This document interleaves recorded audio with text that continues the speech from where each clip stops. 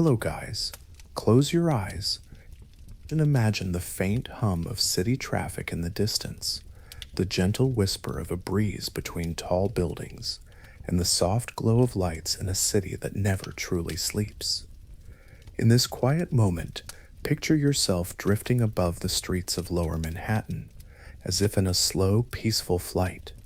Far below, the city's early dawn is calm and still. It's easy to forget, just for a moment, the rush and noise of the day. If you find comfort in these quiet journeys through the past, feel free to like and subscribe.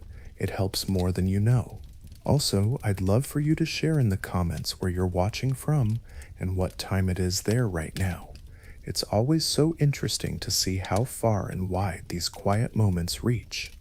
Now, as you relax and breathe softly, we'll travel back through time together. We will explore the gentle story of two towers that once rose above this city and the events that tied them to the memory of a single day in September. There's no rush at all. Let the story unfold slowly, like a distant lullaby, guiding you into rest. Before the towers ever stood, there was only an idea floating on the post-war breeze. In the late 1940s, New York was dreaming of its future. Close your eyes and imagine the city in that era, ships in the harbor, busy markets, and leaders envisioning a symbol of hope and prosperity. After World War II, people believed that trade and cooperation might bring peace to a weary world. In 1946, the idea of a World Trade Center took root, a place where nations could come together through commerce, as if trading goods could be a path to understanding. It started as a simple notion, one big building in Manhattan that would house international trade offices and exhibitions showcasing the unity and optimism of a new global age. For years, this idea drifted like a quiet dream, waiting for the right moment. In the 1950s, a young businessman named David Rockefeller, whose family had long shaped New York's skyline, took up the cause. He imagined revitalizing downtown Manhattan by building this World Trade Center, believing it could energize the city's economy and stand as a beacon of global exchange. Plans were drawn and debated in hushed boardrooms. Originally, people thought perhaps it would be just one tall building, but the dream slowly grew bigger. By the early 1960s, the project found its home. Picture a warren of old streets and warehouses on the west side of Lower Manhattan, an area called Radio Row filled with shops selling electronics and records. It was a bustling little district, but city planners saw it as the spot for something new. In 1962, the decision was made to clear those blocks and make way for the World Trade Center. The Port Authority of New York and New Jersey, a joint agency that managed bridges, ports, and airports, took on the immense project. This was no ordinary building venture. It was to be the largest on Earth of its time. A gentle rain might have fallen as the groundbreaking began, or maybe it was a bright summer day. Imagine the old buildings coming down one by one, the dust settling as the ground was prepared. The city made space for a grand vision. The Port Authority hired a thoughtful architect named Minoru Yamasaki, known for designing serene, modern buildings. Yamasaki was a man with a fear of heights, oddly enough. Yet he loved light and elegance. He conceived not one tower, but two, a pair of identical skyscrapers that would stand side by side, twins reaching into the clouds. This idea of twin towers was bold and new. They would be 110 stories tall each, unprecedented in scale. For Yamasaki, the towers needed to feel secure and graceful at the same time. He gave them narrow windows, only 18 inches wide, so that from inside, people would feel less afraid looking out from such heights. And he planned a steel frame that wrapped around each building like a fine lattice, a tube of steel columns supporting the weight, without cluttering the inside with walls. In his quiet studio, Yamasaki refined the design over and over, more than 100 drafts, chasing the perfect balance of strength and beauty. Construction began in the mid-1960s. If you listen closely, you might almost hear the distant echo of hammers and rivets. Steel beams arrived by barge and truck, and workers bolted them into place in the sky. In August 1968, the first steel columns of the North Tower rose from the ground, followed soon by the South Tower. The towers climbed steadily, floor by floor, into the New York skyline. Imagine watching their progress year by year, perhaps from a quiet bench in a park across the river. Each day, the silhouettes grew taller against the sky. By late 1970, the North Tower had topped out at its full height of 13,068 feet, and the South Tower not far behind, reaching 1,013,062 feet. They became the tallest buildings in the world, overtaking even the Empire State Building, which had reigned for decades. On a breezy day in April 1973, the World Trade Center was officially dedicated. 7 years of careful construction had come to fruition. Picture that day, the sun glinting off the twin facades of aluminum alloy and glass. The proud engineers and city officials gathered below as a ribbon was cut. The Twin Towers, as people started calling them, stood like colossal sentinels over Manhattan. They were not just office buildings, they were a statement of confidence. At their base, a sprawling plaza was laid out, with a fountain and planters where workers and visitors could sit and enjoy a lunch break in the open air, in the tower's comforting shadow. Underneath, a new shopping mall and train station hummed with life, connecting to subways and the commuter trains from New Jersey. At first, not everyone loved the towers. Some New Yorkers found them too boxy, too modern, missing the ornate charm of older skyscrapers. But over time, as the towers settled into the city's daily life, they became beloved icons. Each morning, thousands of workers streamed into their lobbies, financial analysts, secretaries, lawyers, brokers, cooks, engineers. About 50,000 people worked in the World Trade Center complex, and on a busy day up to 200,000 might pass through, attending meetings, shopping in the mall, or taking in the view from the observation deck atop the South Tower. The towers became a vertical city unto themselves, with their own zip code and even their own postal code for mail. High-speed elevators whisked people to sky lobby floors, where they would transfer to other lifts, an innovation that saved space and time. For those who went to the 107th floor observation deck, or the windows on the World Restaurant just above it, there was a sense of awe stepping out into the sky and seeing the entire metropolis spread out below like a living map. On clear days, you could see for miles and miles the rivers and bridges, the green of Central Park uptown, and beyond to the hazy outline of other states. The Twin Towers soon appeared in films, postcards, and paintings as a shorthand for New York City itself. They were immense yet strangely simple and serene in design, 2 pale gray pillars during the day, and at night 2 columns of light, with hundreds of office windows glowing. Many who lived in New York grew fond of how the towers helped them orient themselves. You could look up from various neighborhoods and see those 2 identical shapes and know that was south, that was the financial district. They anchored the skyline like a compass. One quiet morning in August 1974, as early light crept over the city, something magical happened that would forever be part of the tower's gentle lore. A young French acrobat named Philippe Petit had, in great secrecy, strung a steel cable between the roofs of the Twin Towers.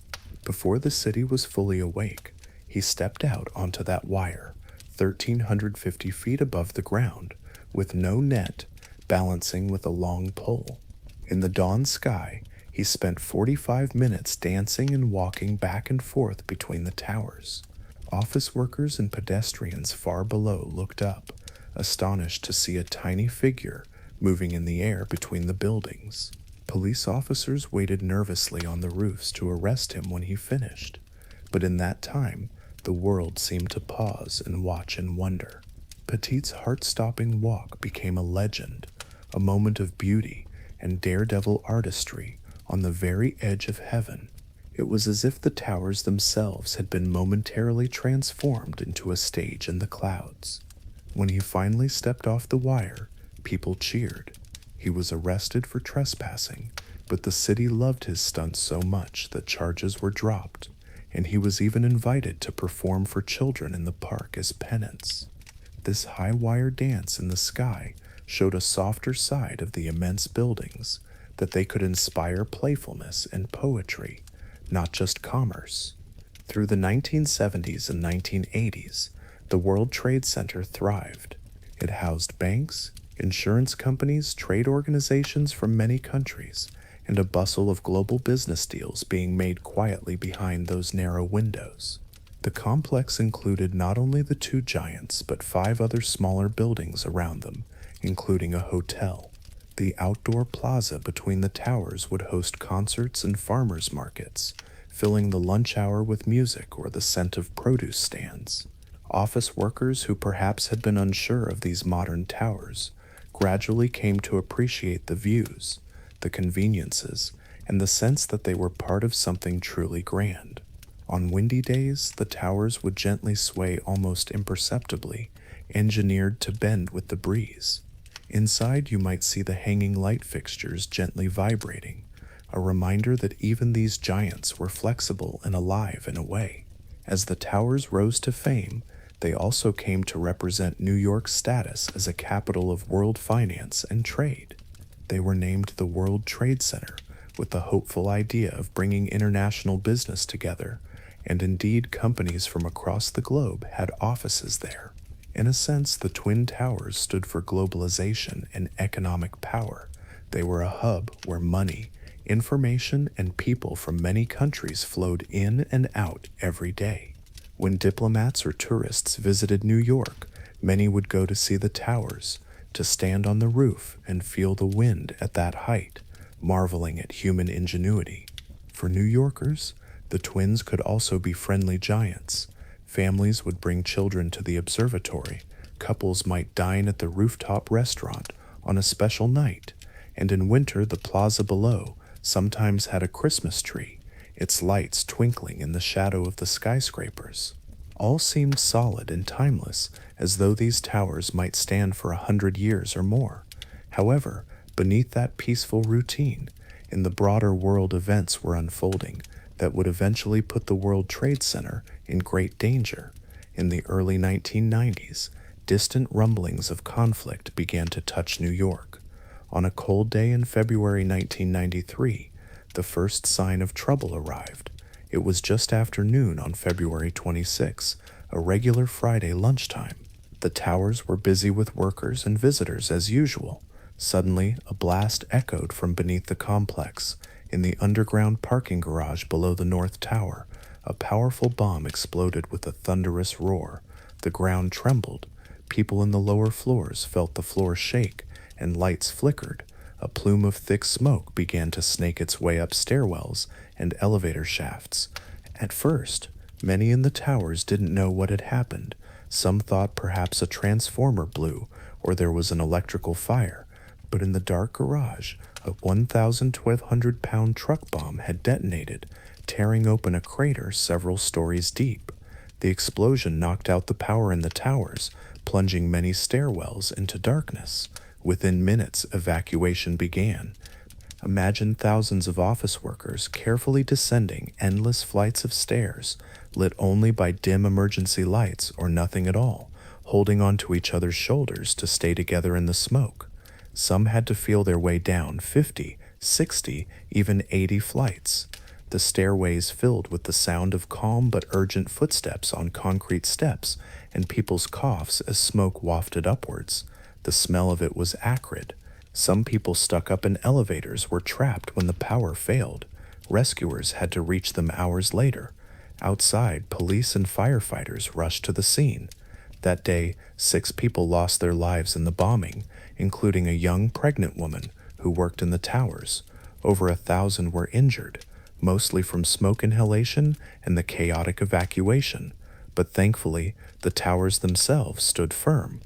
The bombers had hoped the explosion would knock one tower into the other, causing far more destruction, but that plan failed. Instead, there was a large scar in the basement levels and some structural damage that engineers later repaired. In the immediate aftermath, the towers were closed for cleaning and repairs for several weeks. The people of New York were shaken. A sense of security had been pierced. Many realized that the Trade Center, this symbol of global finance, had become a target for those who resented the United States and what it stood for. The group behind the bombing was caught not long after. They were terrorists who had plotted in secret, driven by anger at American foreign policy. One of them, when captured, defiantly said they would be back to finish the job one day. His words hung in the air ominously. Security was improved somewhat after 1993. Parking under the towers was restricted, and everyone learned that even America was not immune to violence from abroad. Yet life returned to normal. The scare had come and gone. The towers were repaired and continued to welcome workers and tourists. Throughout the 1990s, New York City enjoyed booming years, and the World Trade Center remained a centerpiece of it all, gleaming each morning in the sunrise and catching orange rays each sunset. People still crowded the observation deck, took photos leaning against the rooftop railing with the entire city behind them, unaware of what the future held. Meanwhile, far overseas, forces were gathering that would bring a far worse tragedy. In the rugged mountains and deserts of Afghanistan, a man named Osama bin Laden was building a terrorist network called al-Qaeda. Bin Laden was a Saudi Arabian exile, tall, soft-spoken, with a fierce conviction that America was his enemy. Throughout the late 1980s and 1990s, he had grown increasingly radical. He was angered by the presence of American troops in the Middle East and by U.S. support for Israel and other governments he opposed. In his view, striking at America was a way to change the course of history. Al-Qaeda had already attacked U.S. targets overseas, bombs at American embassies in Africa in 1998 that killed hundreds, and a suicide attack on a U.S. Navy ship in 2000. In training camps hidden away from the world, bin Laden and his followers plotted something even more ambitious. They had seen the symbolic power of the World Trade Center when it survived the 1993 bombing, and they understood that those towers stood for American economic might and influence. Bin Laden dreamed of bringing them down completely. In the late 1990s, a detailed plan emerged among these militants. They would hijack commercial airplanes and use them as guided missiles against key targets in the United States. This plan was known quietly among its planners as the Planes Operation. It was the kind of attack no one had ever really seen before. Several members of al-Qaeda were already experienced in studying Western aviation security. One of them, Khalid Sheikh Mohammed, had even earlier envisioned crashing planes into buildings. Now he pitched the idea to bin Laden: multiple planes, hijacked simultaneously, hitting high-value targets like the World Trade Center, the Pentagon, and maybe the White House or U.S. Capitol in Washington. Bin Laden approved a scaled-down version, focusing on 4 planes. Over 1999 and 2000, al-Qaeda recruited young men willing to die for their cause and trained them for this mission. Some were sent to flight schools in the United States to learn how to pilot big jets under the guise of being ordinary students. They blended into quiet American towns, preparing in secrecy. It is chilling to imagine, but by the summer of 2001, 19 hijackers were in the United States, finalizing their grim preparations. They were from various countries in the Middle East, most of them Saudi Arabian, some educated, some with families. They spent their last days going through security drills in their minds, writing farewell letters, and quietly buying flight tickets. None of the everyday people around them knew what was coming. And so we arrive at a morning that started like any other, but would become one of the most infamous dates in history. September 11th, 2001. Think of a perfect late summer day, the air mild and dry, the sky a brilliant clear blue with hardly a cloud in sight. The sun had just risen over New York City, casting long golden beams between the skyscrapers. Commuters were already on trains and buses heading into downtown. In the Twin Towers, workers were grabbing coffee at lobby cafes and riding elevators up to their offices. It was election day for city primaries, a Tuesday, and some people had stopped to vote early. All felt routine and peaceful. Now imagine time slowing down to that morning. The clock approaches 8 a.m.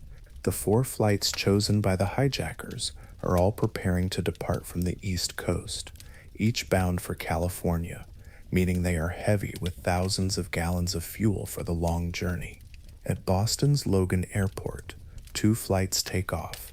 American Airlines Flight 11 at 7:59 a.m. and United Airlines Flight 175 shortly after at 8:14 a.m.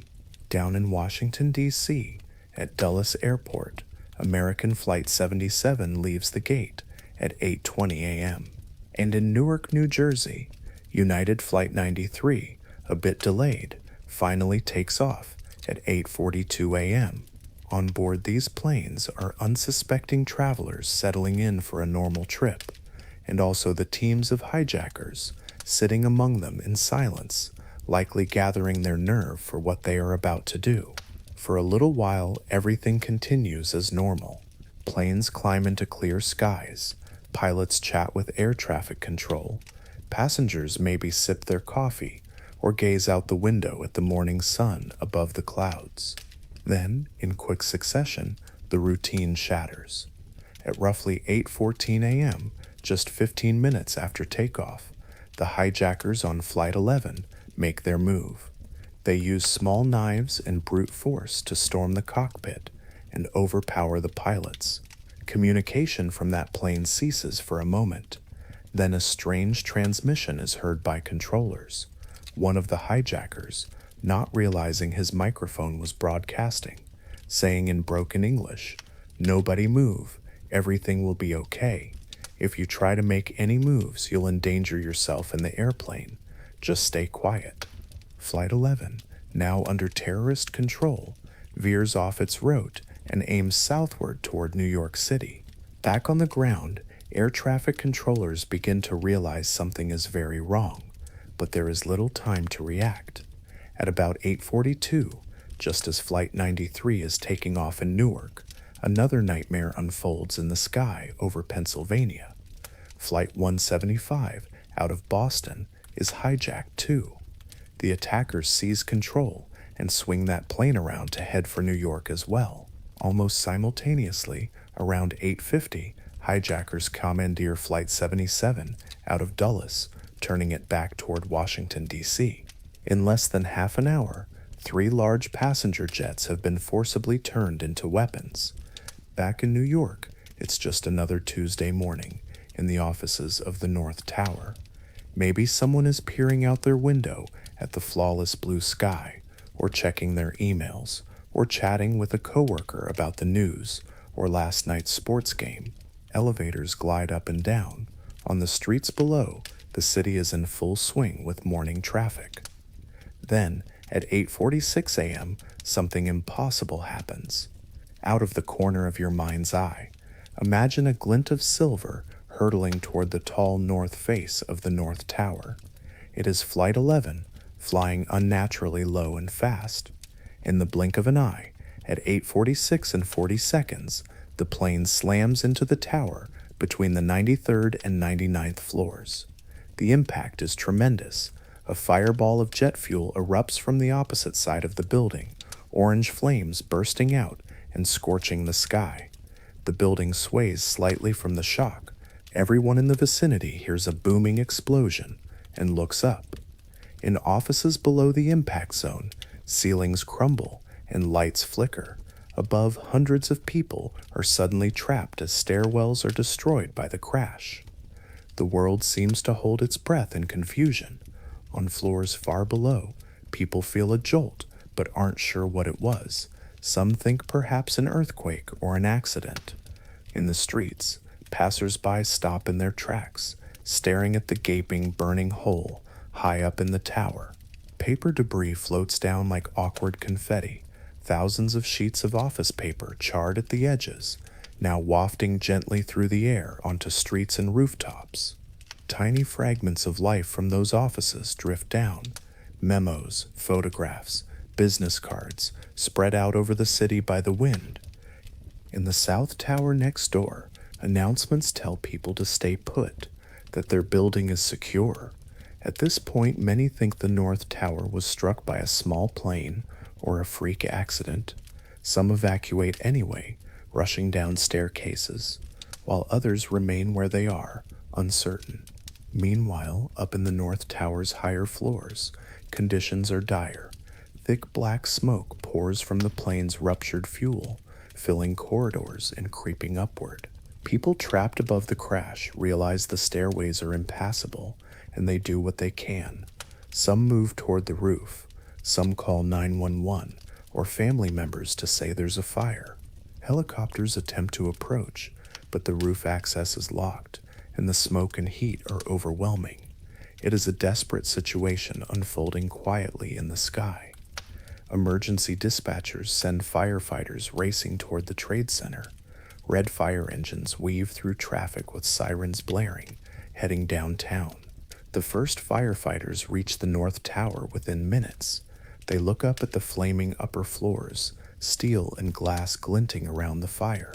These responders carry 60 or 80 pounds of gear and begin climbing the stairs, determined to reach those in need. In their heavy boots and coats, they ascend step by step, even as workers from the lower floors file down past them in an orderly stream. Some office workers are barefoot, carrying their shoes, eyes wide with concern, but moving calmly as instructed. Many firefighters will not make it out again, yet in this moment, each of them is focused on climbing higher, floor by floor, in hopes of saving lives. At 9:03 a.m., as this effort is underway, and as countless people watch the North Tower burn from streets, office windows, and live news helicopters circling with cameras, a second airplane suddenly appears in the sky. It's United Flight 175, approaching unbelievably low and fast over New York Harbor. In a frozen instant, people on the ground comprehend what is about to happen, and a collective gasp seems to pass through the city. The plane tilts and turns deliberately toward the South Tower. In a flash, at 9:03 and 2 seconds, Flight 175 crashes into the South Tower around the 77th to 85th floors. A massive explosion bursts out the other side, showering flaming debris. The impact is caught live on many television broadcasts that were already focused on the burning North Tower, and millions witness it in real time with horror. Any remaining doubt about this being an accident evaporates instantly. America is clearly under attack. Fire, smoke, and chaos now engulf both towers. The South Tower's stairwells, except one, are destroyed above the impact. Many people are trapped there as well. Others below the impact zone rush to evacuate, now fully aware of the danger. As the minutes tick by, the situation is staggering. New York's tallest buildings are burning fiercely. The clear blue sky has given way to plumes of dark smoke streaming upward, visible for many miles. People in the streets of Manhattan look up in shock, some in tears, others with hands over their mouths. There is a rain of ash and debris. The entire city feels suspended in an unreal nightmare. Yet, in the midst of this, evacuation continues. In the North Tower, those below the crash slowly descend, helped at times by firefighters who stop to catch their breath every few floors and then press on upwards again. In the South Tower, some who initially stayed are now rushing out. At 9:05, President George W. Bush, visiting an elementary school in Florida, is quietly informed by his chief of staff that America is under attack. He sits for a minute, processing the news as cameras roll at what was supposed to be a routine school event. Across the nation, confusion reigns. The Federal Aviation Administration scrambles to ground all aircraft. By 9:30, the entire U.S. airspace is shut down like never before.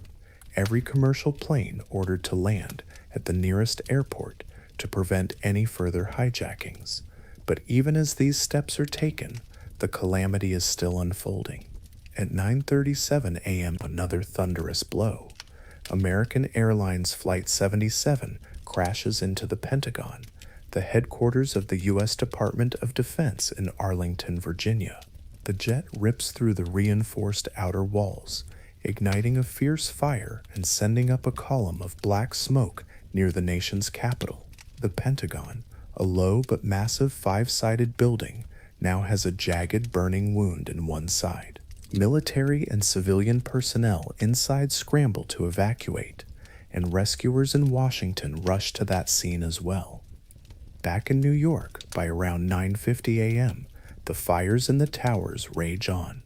People trapped on the highest floors of the North Tower have been leaning out of broken windows for air, waving cloths or anything white to signal for help. Some have even attempted the unthinkable to escape the smoke and flames, stepping out into the void in final desperate acts. It is a sight so sorrowful that it would remain etched in the memories of all who witnessed it. The world watches, helpless, as time runs out. At 9:59 a.m., less than an hour after being hit, the South Tower can no longer bear the damage. The intense fire has weakened its steel supports. In a sudden, terrifying sequence, the television cameras show the top of the South Tower start to collapse inward. A deep, thunderous rumble rolls across the city as floor after floor gives way. The enormous building comes down in a colossal cloud of dust, cascading debris and a ferocious wind. A massive gray-white cloud billows out through the narrow streets like an avalanche, chasing people as they run for shelter. For a moment, there is an almost silent shock. Then the realization hits that one of the twin towers is gone, completely gone. A 110-story building that defined the skyline has disintegrated in a matter of seconds. Those who were inside above the lower levels, including many firefighters who had climbed high, are lost in that instant. The city below is plunged into near darkness at ground level as the dust cloud engulfs several blocks. Papers and ash swirl everywhere. In the North Tower, people still evacuating feel the building tremble and lights flicker, but they keep going, unaware of exactly what happened. Now only the North Tower remains standing of the two, burning by itself in the sky. The emptiness where its twin once stood is a void of smoke and dust. All this has happened in just over an hour since the first plane hit. Firefighters and police in the area are reeling from the collapse of the South Tower, many narrowly escaping that destruction. They regroup and continue aiding those fleeing from the North Tower and surrounding buildings. Far overhead, in the North Tower's higher floors, conditions worsen by the minute. Calls from those trapped come to 911 operators, who do their best to offer calm words, though they themselves know the outlook is grim. People in the North Tower below the impact keep descending. Some reach the lobby, which is now filled with smoke and ankle-deep water from sprinklers and broken pipes. Heroes are everywhere in these moments. An office worker carrying a stranger who can't walk, a group guiding a blind colleague down the stairs, firefighters who refuse to leave until everyone they can find is out. At 10:03 a.m., another tragedy unfolds in a quiet Pennsylvania field. United Flight 93, the fourth hijacked plane, has been flying erratically westward, then back east. Its passengers, ordinary citizens, suddenly thrust into a horrific situation, have learned through phone calls about the fate of the other hijacked planes.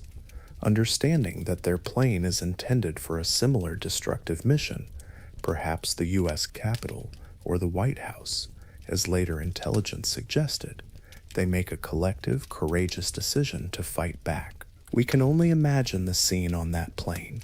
Frightened but determined men and women, whispering a plan, saying final goodbyes over cell phones and seatback phones, then storming the cockpit together in a final act of bravery. The struggle that ensues causes Flight 93 to plunge out of the sky, eventually slamming into an empty field near the small town of Shanksville, Pennsylvania at 10:03. In an instant, all 40 passengers and crew aboard perish, along with the 4 hijackers. But their sacrifice means the plane never reaches the terrorists' intended target, sparing countless lives on the ground.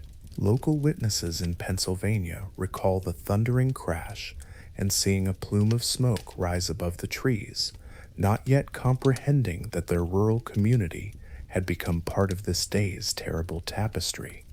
Back in New York, less than half an hour after the South Tower's fall, the unthinkable repeats. It's 10:28 a.m. when the North Tower, which was struck first and had stood burning for 102 minutes, suddenly gives way. In a moment that seems to defy reality, the tall spire atop the roof begins to twist, and the upper floors collapse straight down onto those beneath. A cascading roar echoes across the harbor as floor after floor crashes onto the one below, utterly overwhelming the structure. The enormous building comes down in a near-perfect vertical implosion.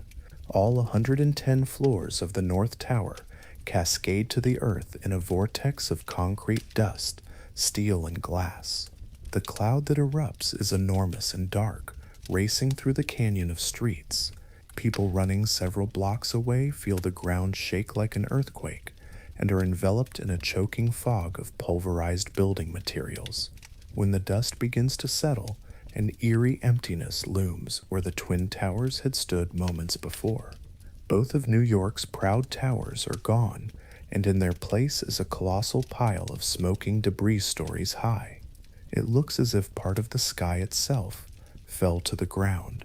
Stunned survivors emerge ghost-like, covered head to toe in gray dust, coughing and disoriented, holding on to one another. In those first minutes, a profound silence covers downtown Manhattan, broken only by the beeping of emergency vehicles and the distant wail of sirens. Many first responders and workers who were still inside the North Tower have lost their lives in its collapse. Those who safely evacuated stand a few blocks away, turned back toward the cloud in disbelief, tears tracking lines through the ash on their faces.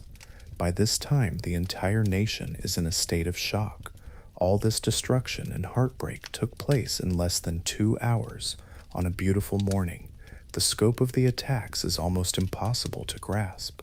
In New York, other buildings around the World Trade Center are heavily damaged too. The collapses send debris flying in all directions. A 22-story Marriott hotel at the base of the towers is crushed. Several adjacent office buildings are on fire or partly collapsed.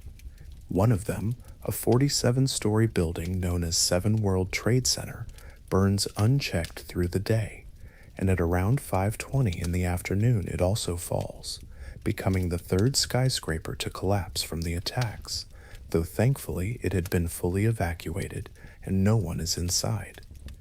The area of destruction is vast, a disaster zone that will soon be nicknamed Ground Zero, like the epicenter of an earthquake or explosion.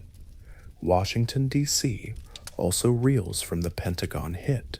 A portion of that great fortress-like building is in ruins, and 184 people there, military and civilian, have been killed, in addition to everyone on the plane. Responders at the Pentagon fight the fire and search the rubble for survivors. Back in Shanksville, first responders find only smoking wreckage and debris scattered in a quiet field. There are no survivors from Flight 93. In New York, as the morning turns to afternoon on September 11, 2001, the rescue effort is in full force amid the devastation. Thousands of firefighters, police officers, paramedics, construction workers, and volunteers converge at the Lower Manhattan site. They move in teams, climbing over twisted steel beams and mountains of debris, calling out in hopes of hearing survivors. The air is thick with dust and smoke, making it hard to breathe and see. Many wear masks or bandanas over their faces. Fires still burn beneath the rubble, fed by fuel and building materials, casting an otherworldly glow at times through cracks in the debris. At first, there is hope that many survivors might be found in voids or pockets under the collapsed towers. Small groups of firefighters make their way into the pile, listening for sounds. They must tread carefully as the wreckage is unstable. Incredibly, a few survivors are located in the initial hours, a handful of people from the North Tower stairwell B, who miraculously rode a pocket of intact stairway down as the building fell, and lived, as well as a pair of Port Authority police officers who were found buried but alive in an air pocket beneath 20 feet of rubble. These rescues are painstaking. It takes hours to dig and cut them out. Each time someone is saved, those on the pile pause and claps or shouts of relief are heard. But as day turns to night, such miracles are few. The overwhelming majority of those in the towers when they collapsed are lost. Families around the country wait anxiously for news of loved ones, clinging to any hope. Throughout that day and the days following, the streets of New York fill with compassionate acts. Residents bring food, water, and supplies to the rescue workers. Restaurants donate meals. Lines form at blood banks as people hope to help the injured. Though sadly, there are not as many injured survivors as expected. Most victims were either relatively unharmed or perished. People hold up homemade signs with photos of their missing family members and phone numbers, posting them on walls, lampposts, and hospital gates all around the city. These heartbreaking flyers form a gallery of faces of the missing, as loved ones search every hospital and shelter.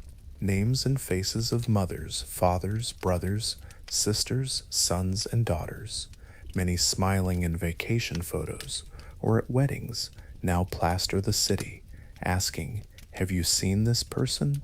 In the aftermath, more than 2,000 individuals were unaccounted for in New York, and families were desperate for any information. As night fell on September 11, the fires at Ground Zero cast an orange glow against the darkness. An eerie fog of dust and smoke hung in the air for days.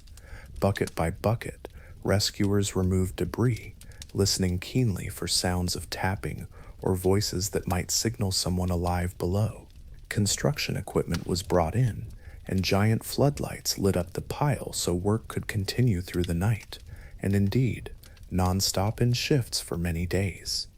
Exhausted firefighters and medics worked until they could barely stand, then took short rests on curbs or makeshift tents, only to return again, driven by the thought that even one more life could be saved. The camaraderie and determination in those crews was extraordinary, like a quiet resolve amid the tragedy. Across New York and the world, candlelight vigils began to take place that evening. Strangers comforted strangers. In Union Square and Central Park, people gathered with candles, standing in circles, sometimes singing softly, or simply sharing silence and tears. The nation was grieving together, even as the full extent of loss was still unknown. Churches, synagogues, mosques, and temples opened their doors for those seeking solace. In front yards and city stoops, Americans placed candles or displayed flags as a sign of unity and mourning. The usual noisy chatter of the city was replaced by a hush, broken occasionally by the wail of sirens heading downtown or the roar of fighter jets patrolling overhead in case of further threats. In the days immediately following, the world responded with an outpouring of sympathy. Allies of the United States expressed their support. In a historic first, NATO, the North Atlantic Treaty Organization, invoked Article 5 on September 12, declaring that an attack on one member was an attack on all. Countries around the globe held moments of silence, flowers piled up in front of U.S. embassies in various capitals. For the first time ever, The changing of the guard at Buckingham Palace in London played the Star-Spangled Banner instead of the British anthem as thousands of Londoners stood quietly with tears in their eyes. The whole world seemed to pause, sharing in the sorrow of that moment. Back at Ground Zero, as the site came to be known, the scale of the destruction became clearer with each passing day. The pile of rubble where the Twin Towers stood was several stories high. It contained twisted steel columns that once soared skyward, now bent like paper clips. Fires smoldered deep within the debris pile for weeks, fed by fuel and materials, and they were stubborn to extinguish. It took until December of 2001 for the last fires to be put out. The smell of smoke and dust lingered in Lower Manhattan for a very long time, a mix of concrete, glass, and everything that had been inside those buildings. Even months later, anyone in the vicinity could catch a faint whiff of that haunting scent. Gradually, the mission at the World Trade Center site shifted from rescue to recovery. It became clear after the first day or two that finding additional survivors was extremely unlikely. The focus then turned to recovering remains and clearing debris. Over 1.8 million tons of wreckage would eventually be removed from the site. This was done with extraordinary care and respect. Bucket brigades continued to sift through debris by hand when any human remains or personal belongings were suspected. Construction crews brought in cranes and trucks, and an army of workers labored around the clock. They were often covered in that same gray dust, many wearing respirators, though in the early weeks not everyone realized just how toxic the air really was. Those ruins contained asbestos, pulverized glass, lead, and a cocktail of chemicals that would later cause serious illnesses. But in 2001, the immediate task left little time to dwell on those invisible dangers. The city gradually began to find its footing again. In the weeks after 9/11, New Yorkers showed remarkable resilience. Communities organized relief for the families of victims and for the first responders who had worked tirelessly. Missing persons posters slowly gave way to memorials with flowers and flags. There were funeral services and memorial gatherings all through the fall as victims were identified and laid to rest, often only symbolically, as many remains were never found. American flags were hung from buildings and windows everywhere as a sign of unity and strength. People lined West Street day after day, holding signs saying thank you to the rescue and recovery teams as trucks rolled by carrying debris away from Ground Zero. It was as if the whole city had become one supportive family after experiencing this collective trauma. The human toll of September 11 was immense. Nearly 3,000 people lost their lives in the attacks that day. In New York City, 2,753 men, women, and children were killed at the World Trade Center site, including not only office workers and airplane passengers, but also 343 firefighters and 71 law enforcement officers who had rushed into danger.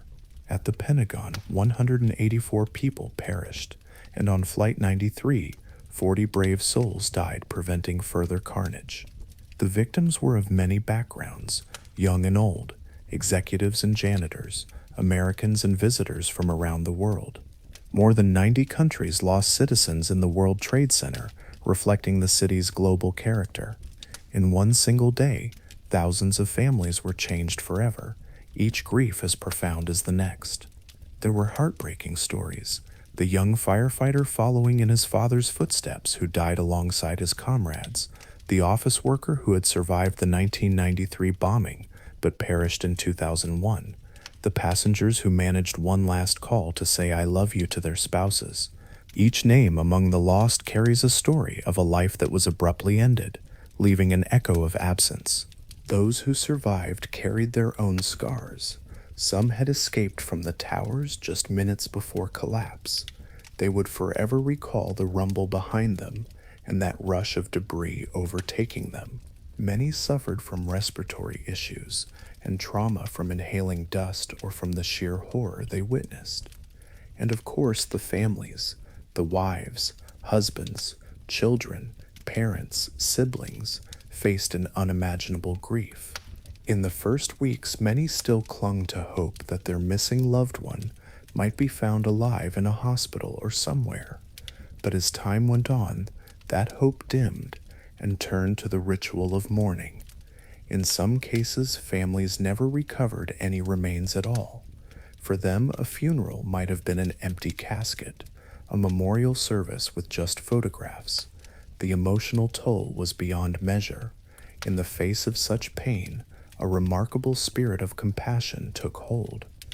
Volunteers poured into New York from all over the country: carpenters, counselors, clergy, anyone who felt the call to help.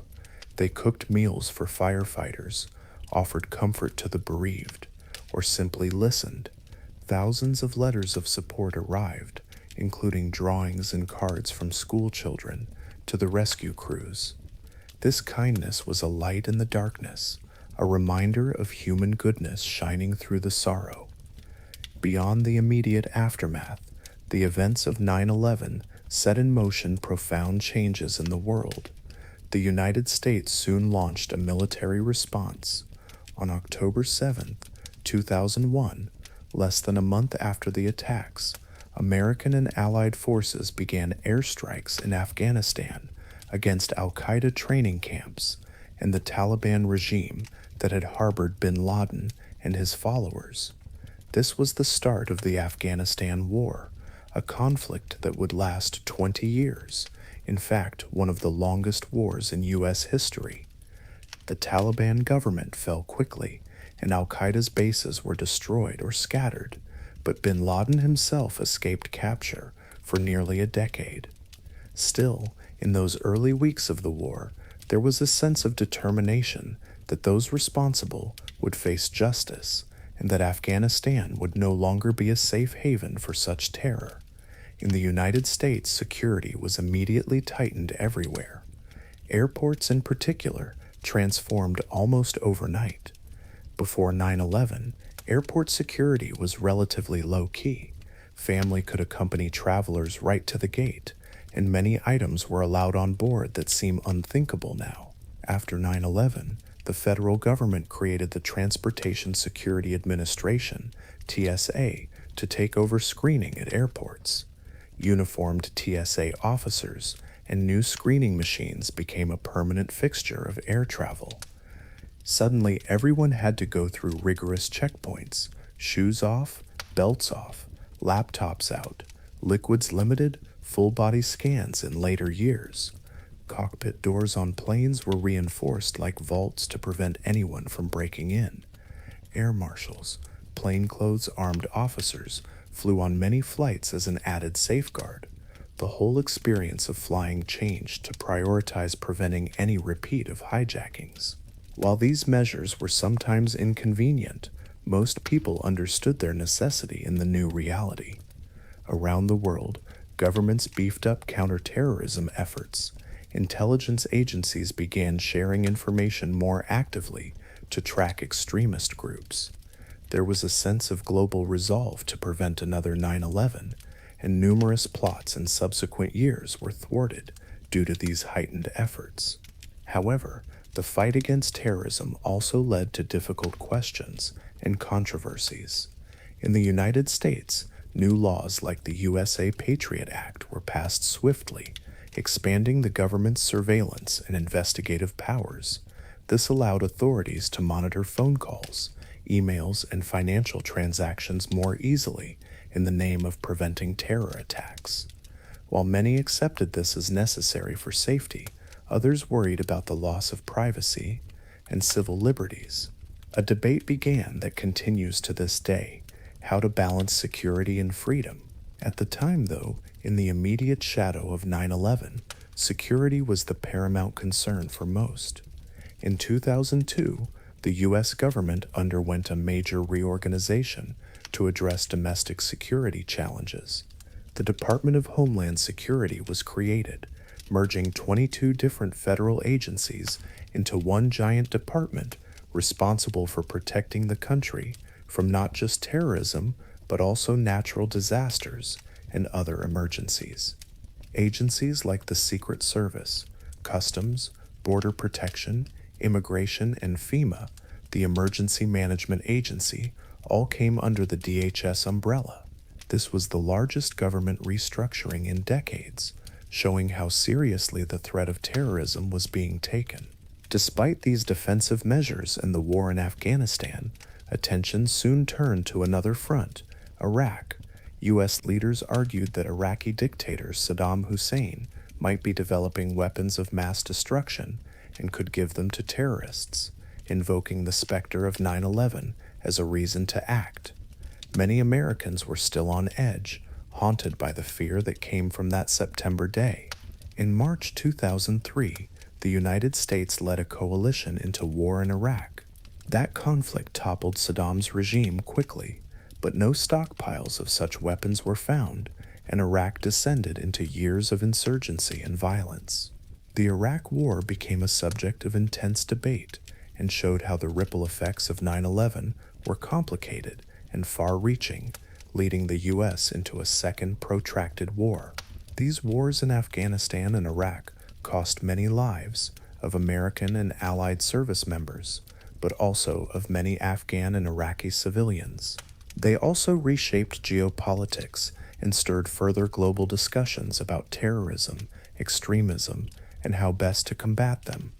Back in everyday life, Americans experienced smaller but pervasive changes. Entering an office building or stadium often meant passing through metal detectors or bag checks, practices that became standard after 9/11. Concrete barriers and bollards appeared outside important buildings to prevent truck bombs. Driver's licenses became more secure forms of ID. In Washington, Pennsylvania Avenue in front of the White House was permanently closed to traffic for fear of car bombs. Cities developed elaborate emergency plans and ran drills for scenarios once unimaginable. The phrase, "if you see something, say something," became a public slogan urging vigilance for anything suspicious. These were all parts of the new normal. The attacks of 9/11 also had deep social and cultural impacts. People's sense of safety was shaken, and anxiety about further attacks persisted for a long while. Commercial air travel, for instance, became a source of nervousness for many in the immediate years after. Some felt tense, seeing men of Middle Eastern appearance on their flight, due to stigmas and fear, leading to difficult conversations about prejudice and understanding. There was unfortunately a rise in hostility and hate crimes against Muslim Americans and those perceived to be Muslim in the aftermath, a tragic side effect of the anger and fear. Many voices, including President Bush at the time, urged that Islam itself was not the enemy, emphasizing unity and tolerance. But biases did flare, and American Muslims often found themselves in the position of having to explain and distance themselves from the actions of extremists they had nothing to do with.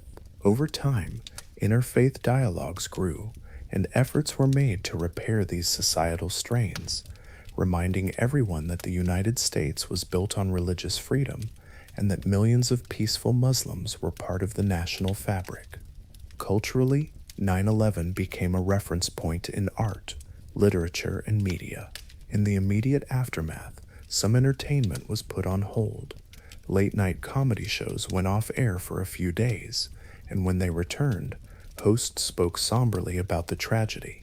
Some songs were temporarily pulled from radio playlists because their lyrics suddenly felt too sensitive or upsetting. Movie scenes that showed the World Trade Center were edited or postponed. It was as if popular culture itself took a moment of silence.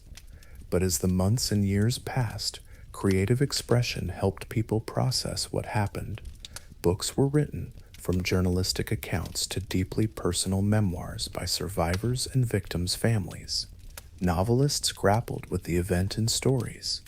For example, novels like Extremely Loud and Incredibly Close by Jonathan Safran Foer, which imagined a young boy who lost his father on 9/11, or Don DeLillo's Falling Man, exploring how the attacks altered the interior lives of those who experienced them. Such works often had a reflective, sorrowful tone, echoing the collective sense of loss. In music, artists responded with tribute songs and concerts. Bruce Springsteen released an album, The Rising, in 2002, with songs inspired by 9/11 and its emotional aftermath. It became something of a soundtrack of healing for many listeners. Telethons and benefit concerts raised funds for victims' families and first responders, featuring calm, reassuring voices, and songs like Bridge Over Troubled Water. Visual art commemorated the event too, from paintings of the New York skyline with the towers rendered as ghosts, to installations of twisted steel from the wreckage displayed as memorial sculptures. One striking and immediate artistic tribute was the tribute in light. Just 6 months after the attacks in March 2002, two powerful arrays of searchlights were placed near Ground Zero, projecting twin beams of light straight upward into the night sky. They recreated the shape and location of the twin towers in ethereal blue light. These beams could be seen for miles and miles, a temporary but poignant stand-in for the buildings that were lost. Many New Yorkers found comfort in looking up at those pillars of light piercing the darkness, a symbol that while the towers were gone, their memory and spirit still rose each night. The tribute in light was originally meant to be a one-time memorial, but it was so moving that it became an annual event every September 11th, lighting up the sky on the anniversary to honor the fallen. Memorialization became a central way to cope and remember. People built spontaneous shrines all over, at firehouses that lost firefighters, on street corners, in city parks. These shrines had flowers, flags, stuffed toys, handwritten notes, candles flickering in the evening breeze, and sometimes pieces of art or banners expressing love and sorrow. One could walk through certain areas and see block after block of these personal memorials, each one telling a story of someone loved and lost. In the subway stations close to the Trade Center site, walls became bulletin boards for prayers and pleas. Soon discussions began about a permanent national memorial at the World Trade Center site. Amid the recovery operation, city and state leaders vowed to rebuild and to create a fitting tribute on that sacred ground. There were many opinions on how to do it. Some argued to rebuild tall towers immediately, to show resilience.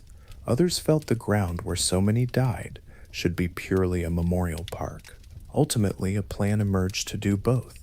Part of the 16-acre site would be dedicated to a memorial and museum, and part to new office skyscrapers, including a new signature tower. But this planning took time, careful, respectful time. In the meantime, as cleanup progressed, certain artifacts of the disaster took on significance. There was the so-called Ground Zero cross, two steel beams that had fallen together in the shape of a cross, which a worker discovered standing upright amid the wreckage. Many found comfort in this symbol. It was later mounted on a concrete base and became a gathering point for prayers at the site. There was also the last column, a 36-foot-high steel column that was the final piece of steel removed from the site in May 2002, when the recovery work formally ended. Rescue and recovery crews covered this column with inscriptions, victims' names, and tributes written in marker and spray paint. When it was cut down in a ceremony marking the end of cleanup, it was draped in an American flag and escorted out by an honor guard. This column was saved, later to become a centerpiece of the planned museum. By the summer of 2002, less than a year after the attacks, the debris was largely cleared. On May 30, 2002, a solemn ceremony marked the end of the recovery operations at Ground Zero. It was quiet, with only the skirl of bagpipes and the tolling of a bell as that last column was taken away. Many workers wept quietly, hugging each other. They had given so much of their heart and soul to this site over 8 difficult months. Even as they closed this chapter, they knew the work of rebuilding and remembrance was just beginning. Over the next few years, the World Trade Center site remained mostly an open pit, surrounded by fencing. Peeking through the fence slats, passers-by could see the vast emptiness where once two towers stood. People left flowers and flags on the fence. Viewing platforms were built so the public could come pay respects from a designated spot, often in hushed tones like at a graveside. The absence itself was powerful, a void in the heart of a bustling city that reminded everyone daily of the loss. An international competition was held to design the 9/11 memorial. Thousands of submissions came from architects and artists worldwide, each trying to envision a place of healing and tribute. The design ultimately chosen was by Michael Arid and Peter Walker, titled Reflecting Absence. It features two massive square pools set into the footprints of the original Twin Towers. Around the edges of these pools, water cascades down in sheets, creating a constant gentle sound of falling water like endless tears. The water then disappears into a smaller square void in the center of each pool, with no visible bottom, evoking a sense of the infinite. The plaza around the pools would be filled with trees, swamp white oaks specifically, making a peaceful green canopy. And around the rims of the pools, bronze panels would be inscribed with the names of all the victims of the 2001 attacks and the 1993 bombing, grouped by where they were and by personal connections or affiliations, so that co-workers and friends who died together would be listed together. The idea was to create a space that honored each individual, yet also conveyed the magnitude of loss by the sheer expanse of names. Building this memorial and the museum beneath it took time, but exactly 10 years after the tragedy, on September 11, 2011, the memorial was dedicated and opened to families of victims. Many gathered that day to touch the names of their loved ones etched in bronze, to lay roses and cry gently by the waters.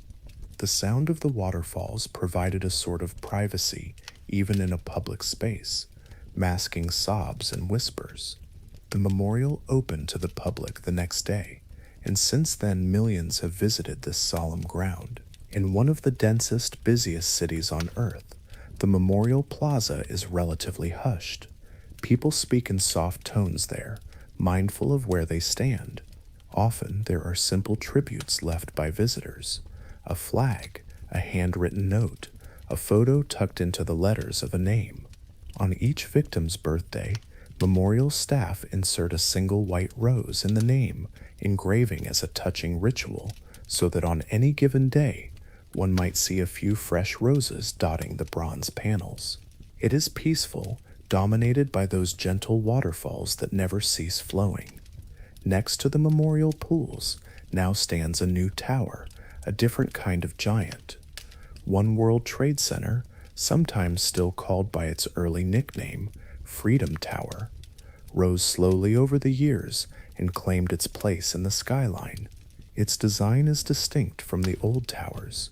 It has a glassy, shimmering facade that tapers elegantly as it rises. At night, its mast shines like a beacon. When it was completed, its spire reached the symbolic height of 1,706 feet, a deliberate reference to the year of America's independence. It is the tallest building in the Western Hemisphere as of its opening in 2014. One World Trade Center was built with state-of-the-art safety features, a fortified base, wider stairwells, and dense fireproofing, a reflection of lessons learned. When it opened its doors on November 3, 2014, it was more than just an office building. It was a statement of resilience and hope, showing that the city could rebuild and even reach toward the sky again without fear. On its top floors, an observatory opened where visitors can once again gaze out over New York from above, seeing the Statue of Liberty in the distance and the grid of streets below, very much as they did from the old observation deck, though with inevitably mixed emotions. Other new buildings have also risen around the site: sleek towers at 4 World Trade Center and 3 World Trade Center, and a rebuilt 7 World Trade Center, which actually opened back in 2006. The area is lively again with businesses, shops, and a transportation hub designed by a Spanish architect, which looks like a bird made of white steel, about to take flight. This hub connects to the subway and commuter trains, restoring the vital transit heartbeat that the old complex had. In many ways, Lower Manhattan has been reborn, but it was not a rebirth that anyone wanted to need. It was born from loss. Among the new, the memorial and the museum ensure the past is not forgotten. The National September 11 Memorial Museum opened in 2014 as well, located mostly underground, beneath where the Twin Towers stood. Visiting it is a sobering journey. The museum preserved some of the original foundations, huge box columns remnants, and parts of the slurry wall that once held back the Hudson River. Among the exhibits are the wrecked fire trucks that were crushed, the personal belongings recovered from the debris, like a tattered wallet, a pair of eyeglasses, shoes left behind on the stairwell, and the structural pieces like the steel beams twisted by the impact of the planes. There are also photos of every victim, voice recordings and videos sharing their stories, and tributes to the resilience of the city. One particularly moving installation in the museum is a wall of deep blue tiles, 2,983 individual watercolor squares, one for each person killed in 1993 and 2001, each tile a unique shade of blue, representing the clear sky of that day and how each person's memory is unique. On this wall, in letters made of World Trade Center steel, is a quote, "No day shall erase you from the memory of time." It's a promise that those who were lost will be remembered through the generations. The museum gives visitors a space to learn and reflect, often leaving them in quiet tears, but also with a sense of the profound bravery and humanity that emerged that day. Each year since 2001, the anniversary of September 11 has been observed with deep respect. In the immediate years, the anniversary was filled with raw grief. Later, it became a more gentle remembrance, but always solemn. On every September 11 morning, at the Memorial Plaza in New York, relatives of victims gather for a ceremony.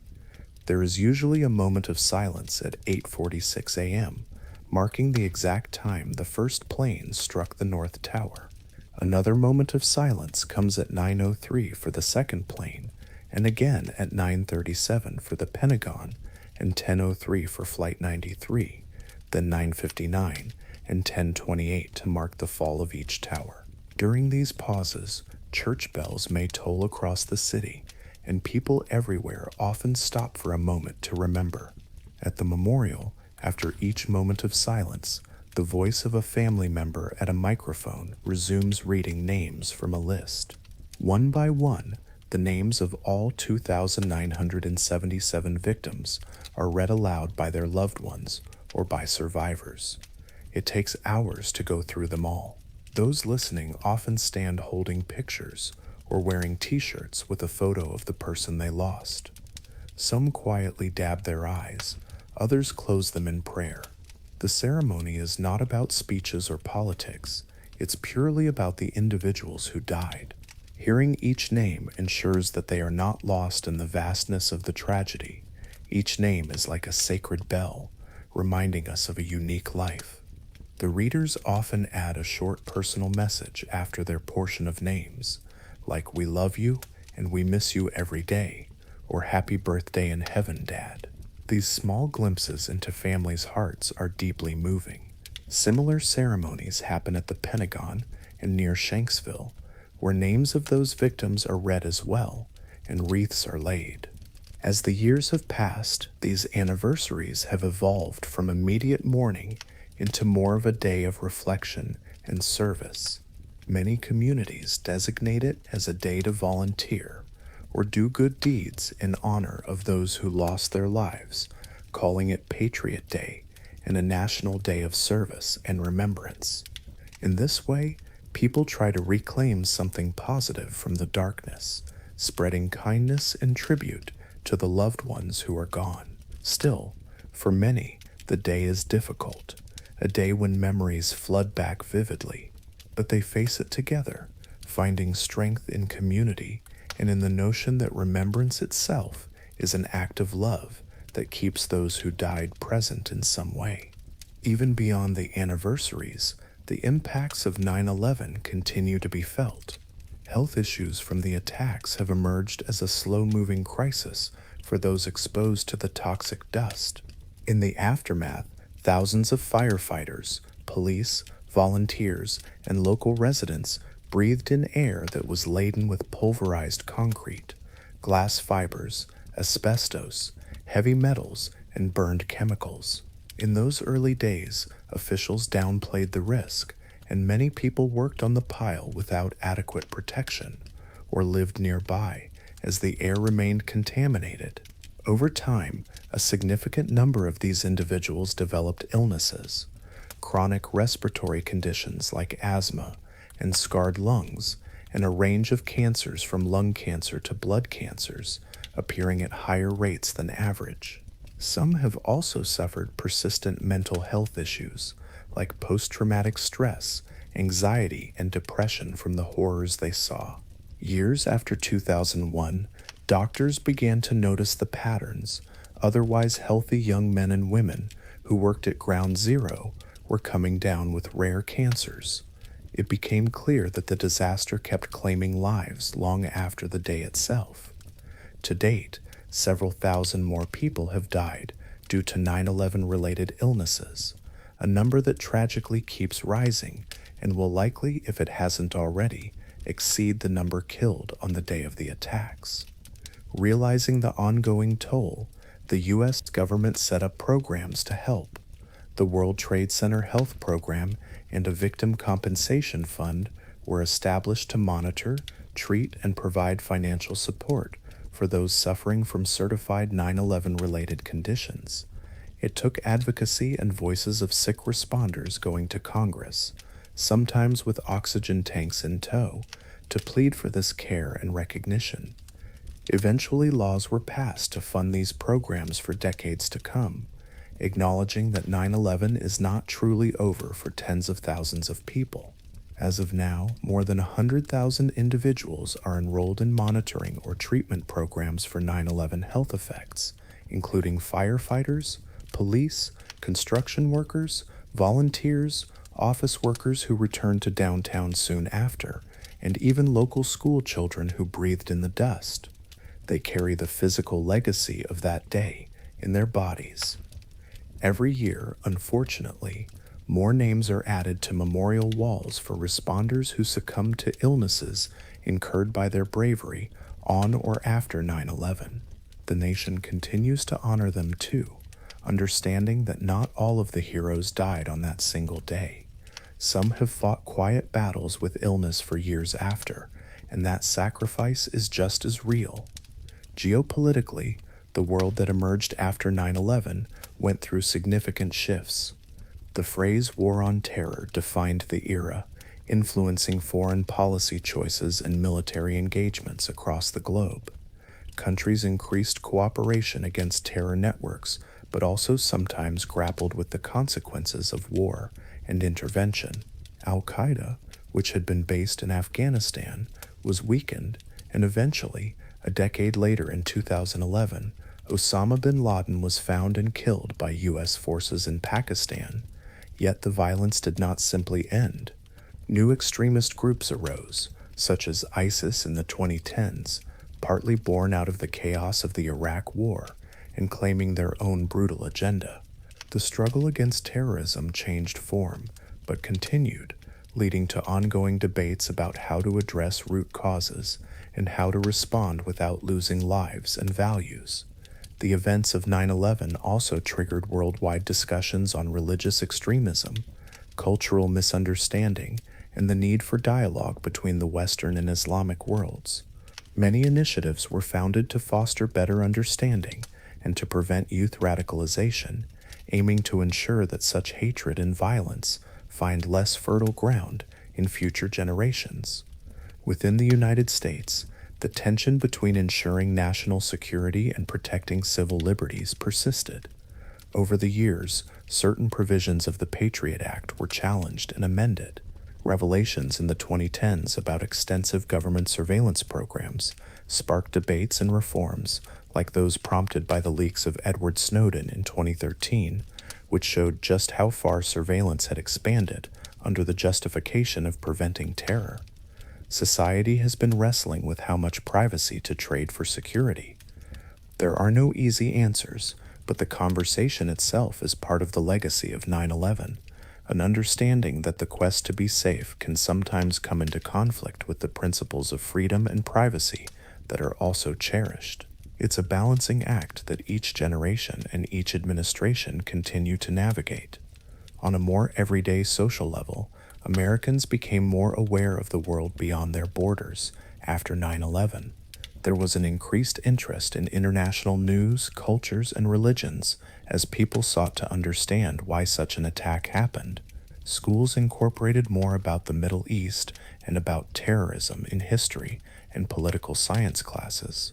The term 9/11 generation is sometimes used for those who grew up in the shadow of these events, shaped by the knowledge of that day, even if they were too young to remember it firsthand.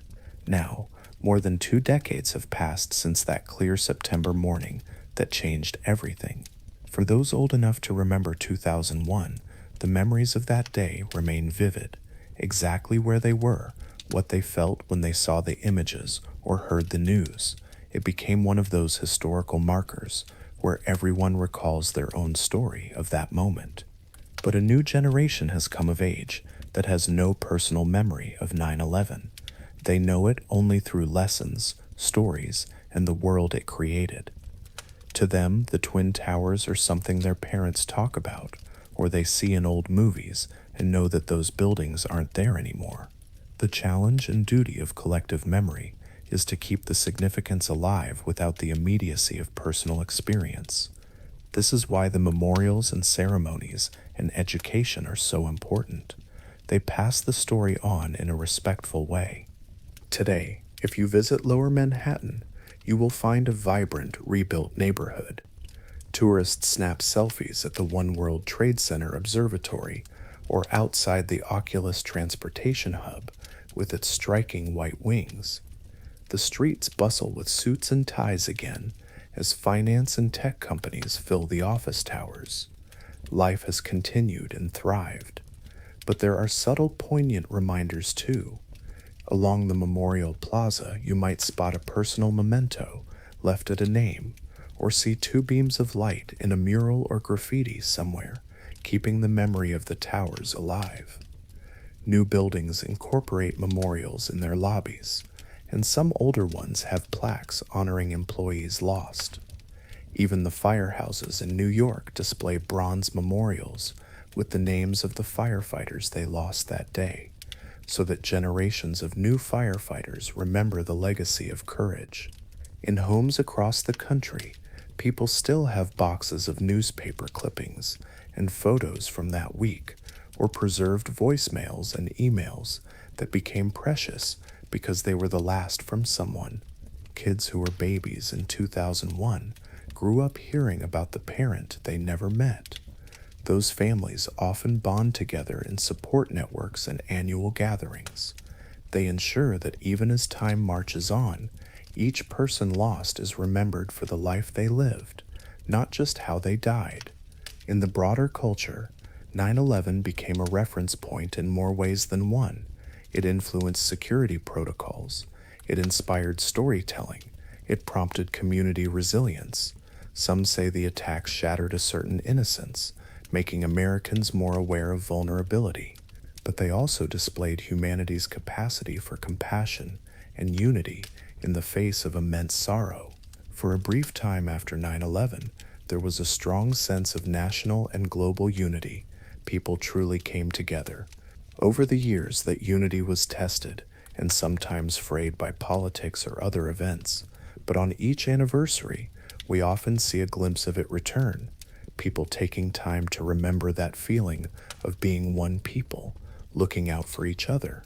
As you lie here listening in the quiet, allow yourself to feel the gentle arc of this story, from the conception of two gleaming towers born in optimism, through years of calm usefulness, into the sudden storm of violence and loss, and then onwards through resilience, rebuilding, and remembrance.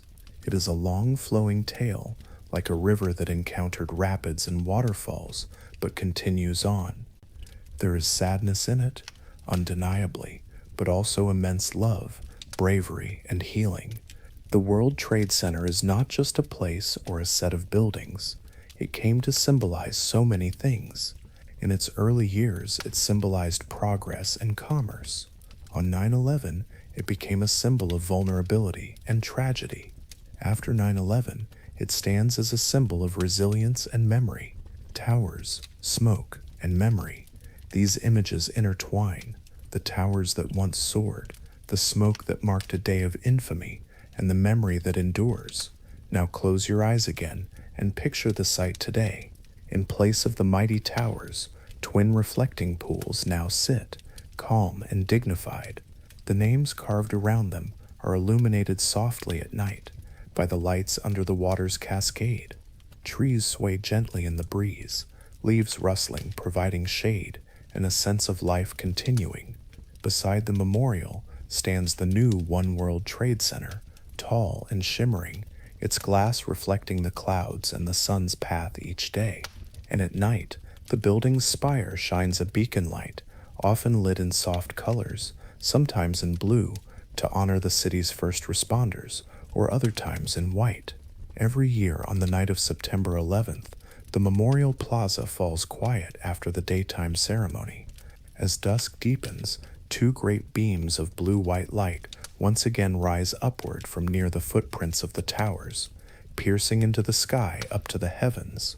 If you look at them from a distance, they appear to reconnect the earth with sky, as if symbolically raising up the memory of those absent towers and all the souls associated with them.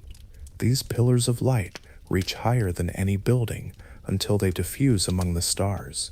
In this peaceful vision, the city is silent for a moment. You might hear the trickle of water from the pools, or the distant sound of a lone bugle playing taps on an anniversary. But mostly, it's a respectful hush. Even the ever-busy New York pauses here. It's a place and time to reflect on the fragility and preciousness of life. Think of how far we have journeyed in this story, from the hopeful blueprint of the 1940s to the towering achievement of the 1970s, from that first shocking jolt in 1993 to the unimaginable heartbreak of 2001, and then through the years of recovery and change, up to this very moment. It's a tapestry of many threads: architecture, human aspiration, evil acts, heroism, love, loss, and perseverance. As you breathe slowly now, allow the images to gently drift by. See the steelworkers high on beams building the towers long ago. Hear the faint echoes of their rivets. See the office workers in the 1980s walking through the plaza at lunch, sunlight bouncing off the windows above. See the determined firefighters climbing stairwells in 2001. Against all odds, picture the candlelight vigils that followed, thousands of small flames flickering in unity. Picture the children in a classroom being taught about 9/11 years later by a teacher who lived through it, making sure the lessons of empathy and peace accompany the facts. All these moments, big and small, are part of the story. The world changed that day, but in remembering the full story, we also remember that there was a before and there is an after, and in both we find acts of kindness and strength alongside the sorrow. Feel your breath rise and fall gently, as steady as those distant lights. There is a sense of peace in knowing that history, however tragic, can be honored and learned from. The story we whispered through tonight of towers, smoke, and memory is now a part of you as well, held softly in your resting mind. The city that endured these events continues to pulse with life and dreams. New buildings, new families, new hopes sprout even on ground that once saw so much despair. That in itself is a testament to human resilience, and the memory of what was lost casts a guiding light, reminding us to cherish the days we have and the people we love, and to stand together against darkness in whatever form it comes. Now the night is deep. Somewhere in lower Manhattan, perhaps a gentle breeze is flowing over the memorial pools, rustling the leaves of the young trees planted where a great tragedy occurred. Somewhere, someone is standing quietly at that site, maybe a lone visitor or a guard, watching the reflections of the stars in the water, reading a few names by the light of a lamp. Perhaps they whisper a prayer, or simply breathe a sigh into the night air. Above, the new tower's spire blinks its steady light, a reassuring beacon in the skyline. Let's end our journey here in this calm space. In our imagination, we stand in the plaza of the memorial at night. We hear the water, we see the faint glow of the city around, and we feel the presence of all the history that this place holds. We feel sorrow, but also an overwhelming sense of respect and connection. This is ground that has seen the worst and the best of humanity. Take a moment to send thoughts of peace to all those who were affected, to the memory of those who are gone, and to the countless people still carrying on from this chapter of history. In this tranquil moment, we acknowledge the weight of the story, and we also allow it to rest. Thank you for coming on this quiet journey through time with me. May the souls of the departed rest in peace. May the lessons of compassion and unity live on in us, and may you now drift into a gentle, safe sleep, knowing that even after the darkest night, morning comes, and with it hope. Sleep well, and good night.